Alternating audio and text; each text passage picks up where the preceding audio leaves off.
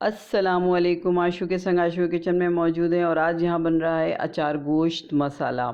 जनाब, अचार गोश्त के लिए मैंने सबसे पहले हाफ़ गड्डी जो प्याज था वो काट के पिंक कर लिया और उसके अंदर मैंने टमाटर डाल दिए हैं। 3 टमाटर डाल के अच्छी तरह से इसे घोल लिया है और 5 चम्मच अचार मसाला जो था वो घर का बना हुआ है मेरा, वो मैंने इसमें शामिल कर लिया है।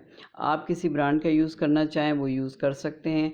5 से 6 चम्मच इसके अंदर हरी मिर्ची भी भर के डाली जाती है। हरी मिर्ची मेरे पास नहीं थी तो मैंने ऐसे ही काम चलाया है। तो आप इसे अच्छी तरह से, ये देखें, आप इसे अच्छी तरह से बना लें। मसाले को बहुत अच्छी तरह से लिक्विड कर लें टमाटर को, ताकि नज़र ना आए वो। और ये मैंने 4 चम्मच भर के दही डाल दी है। अब दही की खटास और ये जो है आपका टमाटर, दोनों की खटास इसमें शामिल हो चुकी हैं। और मसाले का तो अपना एक मज़ा होता है अचार गोश्त मसाले का, तो वो बहुत मज़े का लग रहा है। इस वक्त खुशबू बहुत मज़े की आ रही है। मैंने गोश्त पहले ही गला के रख लिया था, सिर्फ पानी में इसको गलाया है और कुछ नहीं किया इसके साथ। तो बीफ का गोश्त है और बहुत अच्छी तरह से इसको गला कर मैंने, ताकि मेरी रेसिपी जो है जल्दी से तैयार हो जाए।